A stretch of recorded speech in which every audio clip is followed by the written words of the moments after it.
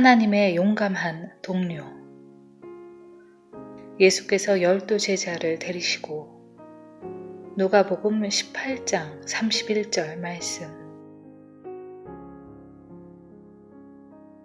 하나님의 용기는 우리를 믿는다는 점입니다. 당신은 말할 것입니다. 그러나 그분이 나를 선택하신 것은 지혜롭지 않습니다. 왜냐하면 내 안에는 아무것도 없기 때문입니다. 나는 아무 가치가 없습니다. 그러나 바로 그러하기 때문에 주님께서 당신을 선택하신 것입니다.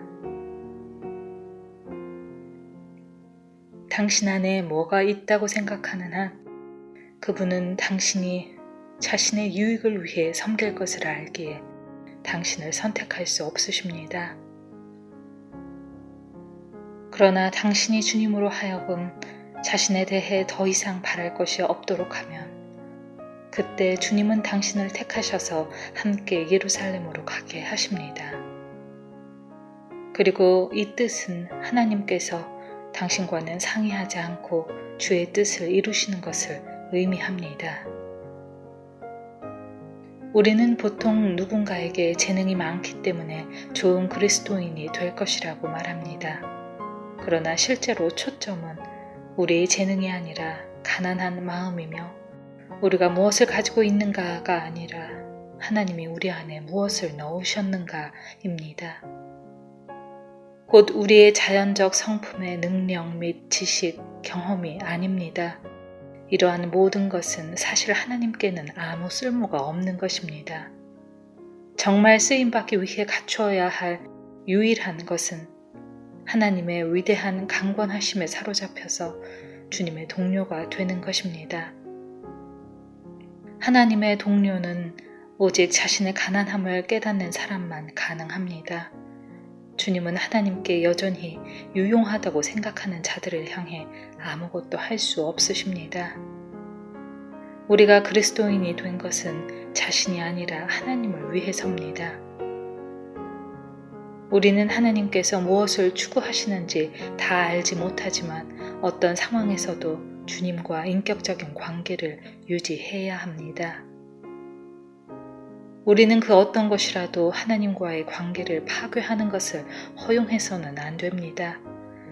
만일 이 관계가 손상됐으면 우리는 시간을 가지고 이 관계부터 바로 세워야 합니다. 기독교의 중심은 우리가 하는 일이 아니라 우리가 유지해야 하는 하나님과의 관계입니다. 그 관계에 의해 모든 주변 상황이 바뀝니다. 이것이 바로 하나님께서 우리에게 원하시는 전부입니다. 우리가 계속적으로 공격받아 손상되기 쉬운 것도 바로 하나님과의 관계입니다.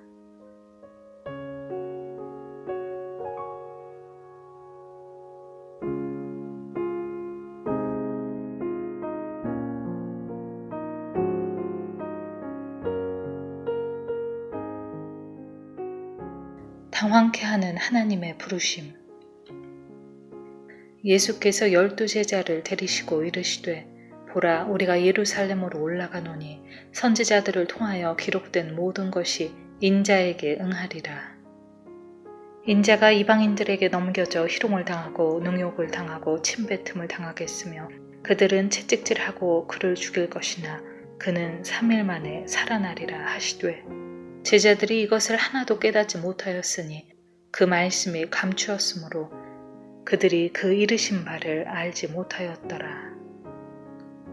누가복음 18장 31절에서 34절 말씀. 하나님께서는 조금도 애누리 없이 아주 비참한 재난을 당하도록 예수 그리스도를 부르셨습니다. 예수 그리스도는 그분의 제자들을 부르셔서 자신이 죽음을 당하시는 것을 보게 하셨습니다. 주님은 우리 각자를 부르실 때 우리의 마음이 상하는 곳으로 인도하십니다.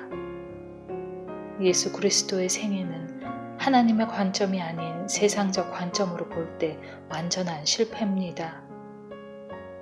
그러나 인간적인 관점에서 볼 때 실패로 보이는 것도 하나님의 관점에서는 가장 놀라운 승리입니다. 그 이유는 하나님의 목적은 결코 사람의 목적과 같지 않기 때문입니다. 우리 인생 속에서도 우리를 당황케 하는 하나님의 부르심이 있습니다. 하나님의 부르심을 정확하게 말하기는 쉽지 않습니다. 언제나 드러나지 않게 나타나는 하나님의 부르심은 마치 바다의 부름과 같습니다. 아무도 듣지 못하지만 자신 안에 바다의 성품을 가진 자는 들을 수 있습니다. 하나님의 부르심이 무엇인지 분명하게 말할 수 없습니다. 그 이유는 주님의 부르심은 주님의 목적을 위해 그분 자신과 동료가 되도록 부르시기 때문입니다. 그리고 우리에게 이 동료로서의 자격 시험은 하나님께서 무엇을 하고 계시는지 하나님이 알고 계신다는 믿음입니다. 이 세상에는 우연히 발생하는 것은 없습니다. 모든 일들이 완전한 하나님의 경륜 가운데서 일어납니다. 하나님은 주의 경륜 가운데 자신의 목적을 이루고 계십니다.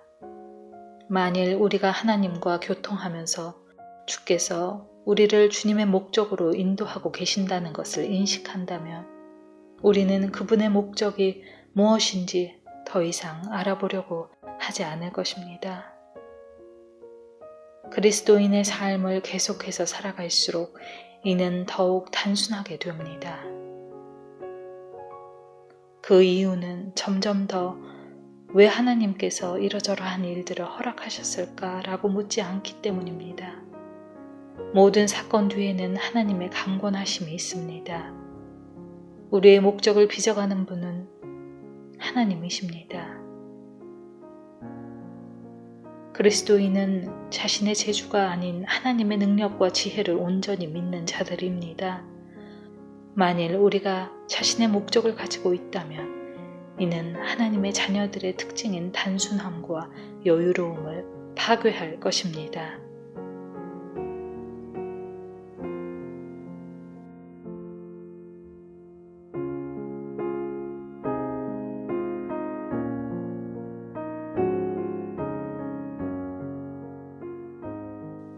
기도하는 이유. 그날에 너희가 내 이름으로 구할 것이요. 요한복음 16장 26절 말씀. 우리는 십자가를 생각할 때 우리가 통과해야 할 어떤 것으로 생각하는 경우가 많습니다. 우리는 뭔가를 얻기 위해 십자가를 지난다고 생각합니다. 그러나 십자가는 단 한 가지를 위한 것입니다. 그것은 우리로 온전히 그리고 완벽하게 절대적으로 주 예수 그리스도와 하나가 되게 하는 것입니다. 이러한 하나됨은 그 어떤 것보다 기도를 통해 실현될 수 있습니다. 구하기 전에 너희에게 있어야 할 것을 하나님 너희 아버지께서 아시느니라. 그렇다면 왜 구합니까? 기도의 개념은 하나님께로부터 어떠한 응답을 얻기 위함이 아닙니다. 기도는 하나님과 온전하게 하나가 되는 것입니다. 만일 우리가 응답을 원하여 기도한다면 우리는 하나님과의 관계에서 허탈감을 느낄 수 있습니다. 응답은 언제나 옵니다. 그러나 항상 우리가 원하는 대로 오는 것이 아닙니다. 우리의 영적 허탈감은 우리가 기도를 통해 주님과 하나가 되는 것을 거절했다는 사실을 보여줄 뿐입니다. 우리는 하나님이 우리의 기도에 응답하신다는 사실을 증명하기 위해 존재하는 것이 아니라 하나님의 은혜에 살아있는 증거품으로 이 땅에 존재합니다. 그날에 너희가 내 이름으로 구할 것이요 내가 너희를 위해 아버지께 구하겠다 하는 말이 아니니 이는 너희가 나를 사랑하고 또 내가 하나님께로부터 온 줄을 믿었으므로 아버지께서 친히 너희를 사랑하심이라. 당신은 주 예수 그리스도의 기도로 인해 당신이 기도할 수 있다는 사실을 깨달을 만큼 하나님과 친밀합니까? 주님의 대속의 삶이 당신의 생동력 있는 삶이 되고 있습니까? 그날에 당신은 예수님과 너무나 일치가 돼 주님과 당신 사이에 구별이 없을 것입니다. 기도가 응답되지 않는 것 같을 때 다른 사람에게 구실을 찾아 비난하려는 자세를 주의하십시오. 이것이 언제나 사탄의 올무입니다. 응답되지 않는 기도를 통해 언제나 다른 사람이 아닌 바로 당신에게 깊은 교훈을 주시려는 하나님의 뜻이 있음을 발견하게 될 것입니다.